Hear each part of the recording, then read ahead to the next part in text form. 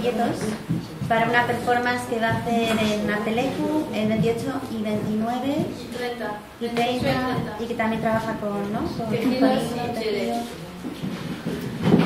And she's got also a blog spot, like a website. You've got also a website. Okay, shall we continue? Yes. Are you ready, fresh and full of energy? Okay, good.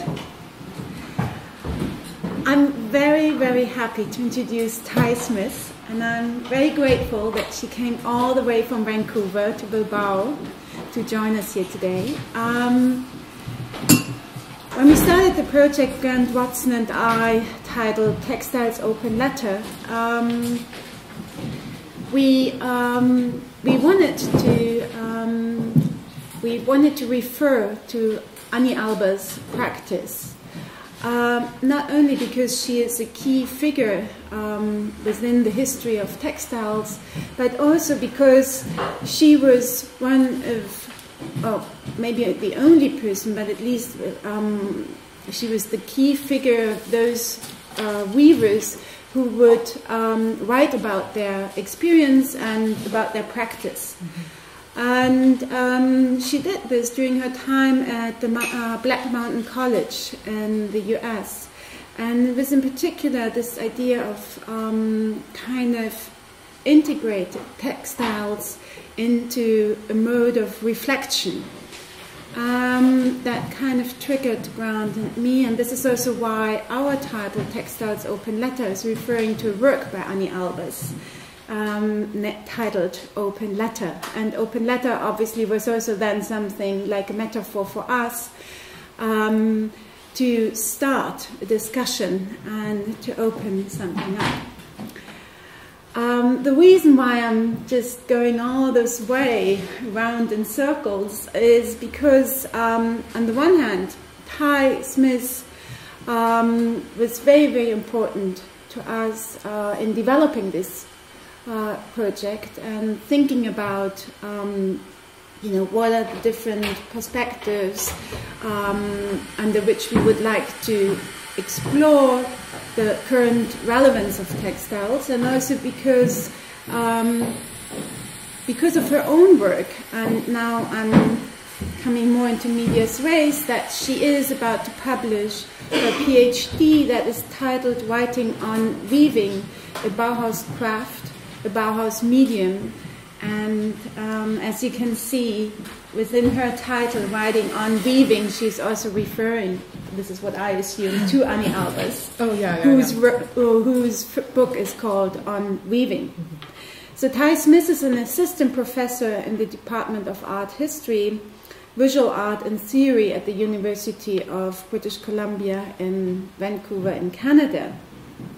And beside this book that I just mentioned, Writing on Weaving, a Bauhaus Craft, a Bauhaus Medium, which looks at how Bauhaus weavers harness the language, and I think this is also what you're going to talk about, harness the language of other media, painting, architecture, or photography, to articulate the specific dimensions of their crafts. Again, something that also Zabe talked about this morning, this notion of medium and medium specificity, but also going beyond a classical or traditional understanding of medium specificity.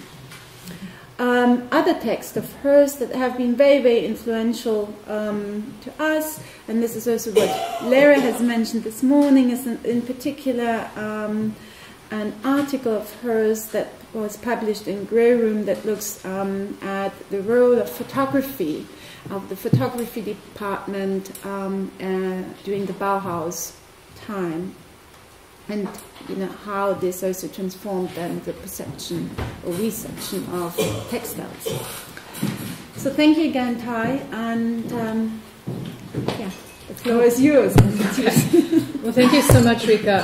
I'm so delighted to be here. It's despite the 9-hour time difference that I'm currently suffering at the moment. I still feel kind of strangely awake. It's maybe the combination of tea or coffee or whatever.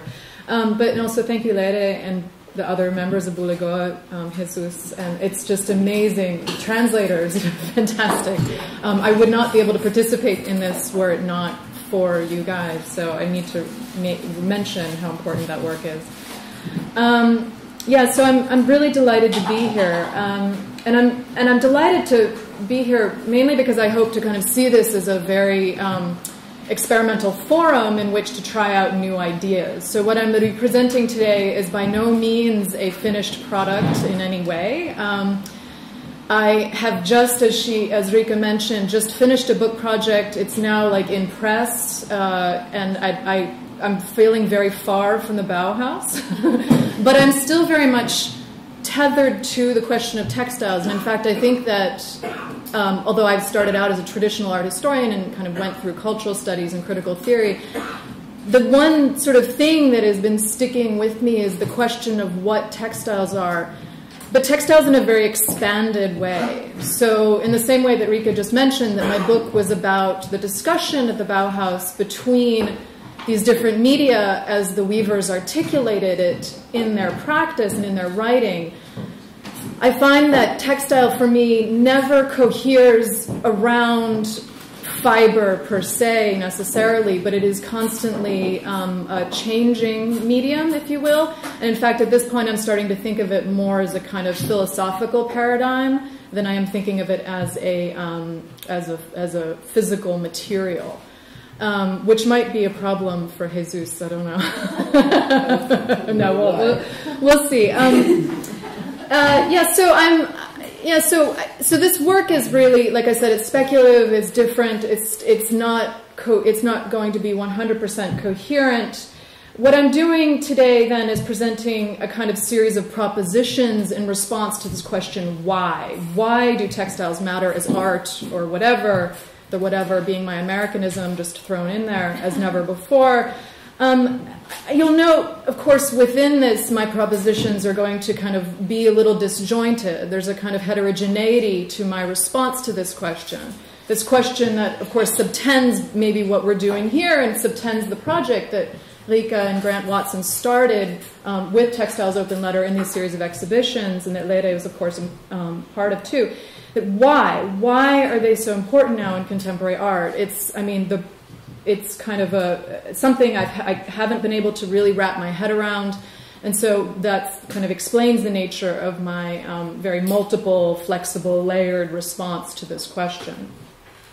And then there's, of course, another disclaimer that should be made. You're going to note, actually, my ambivalence throughout this essay, not necessarily as a back forth, but for sure there's some degree to which I can't decide, or I'm unable to decide, whether the contemporary textile phenomenon that we are experiencing now in the contemporary art world is indeed new or not. I go back and forth in my propositions. In fact, I could perhaps sum up my talk right now by saying that contemporary art, maybe what it does best is to draw out the textile as a kind of philosophical condition. Maybe that's new, maybe that's not, and that's actually kind of how I will conclude. You'll see I'll kind of return to an example of a pre-Columbian weaving to sort of suggest that perhaps it's not so new. But anyway, the textile I'm speaking of is less than a thing, than a sieve that filters concepts. And this is, I'm drawing from Deleuzian language here, when he talks about a plane of immanence.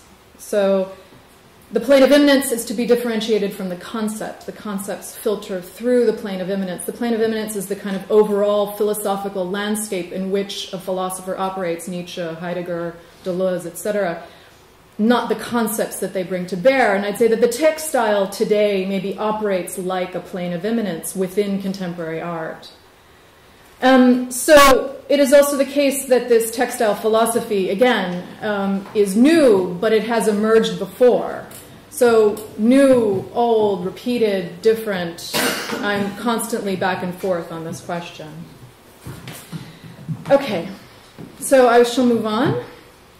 Each one, as I mentioned, there's 6 propositions. I will try to read the titles and be as clear as possible. I understand that language translation is challenging.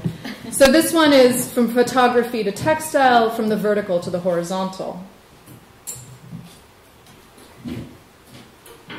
As you may have guessed, this title for my talk today was drawn mostly ready-made from a book titled by art historian Michael Fried, his book Why Photography Matters as Art as Never Before, which was published in 2008.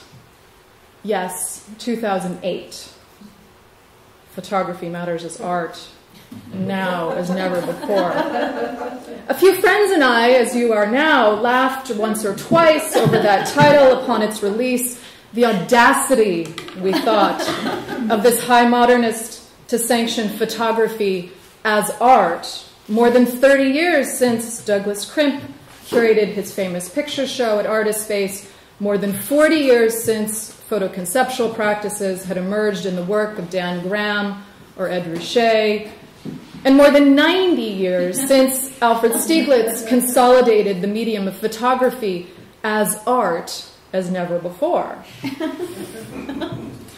But of course, Fried's point was a bit more specific, and his book, The Art Historian, considers, among other examples, Andreas Gursky's impressive views of Hotel Atria, Jeff Wall's light boxes of tableaus, which often reference scenes and figures from the history of art, this one referencing Manet's The Barbe Folie Bergère.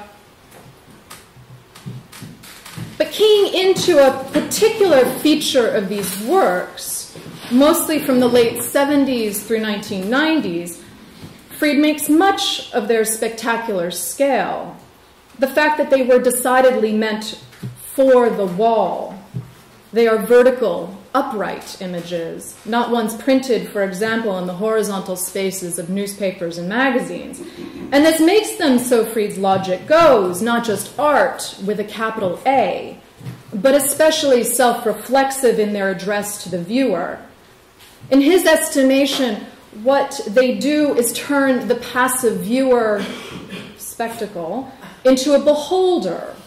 They stage Dasein, or being in the world, in the Heideggerian sense. And so he brings in Heidegger, and this is nothing new for Fried. As you know, probably his essay Art and Objecthood, for which he is most famous in 1967, was underpinned by this fundamental interest in projecting a Heideggerian kind of relationship to the picture as differentiated from the infinite expanse of minimalism, which he called theatricality. So this title came to me ready-made, but it was not an arbitrary choice. Indeed, it could be noted that precisely at the moment we have begun to see textiles writ large figure forth into the field of contemporary art, there seems to be a proportionately inverse retreat of this other medium, photography.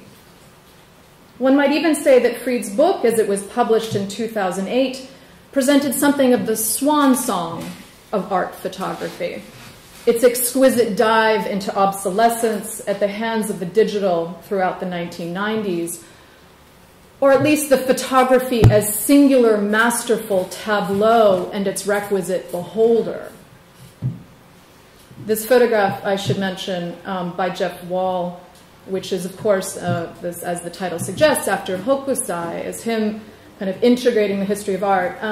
I should mention, as a kind of shout out to my department, I am actually teaching now in the department that was, in fact, made famous by the presence of Jeff Wall. I'm kind of embedded in the belly of the beast, so to speak, of the Vancouver School of Photography. So in a certain way, my talk can't help but be something of an argument against that. Anyway,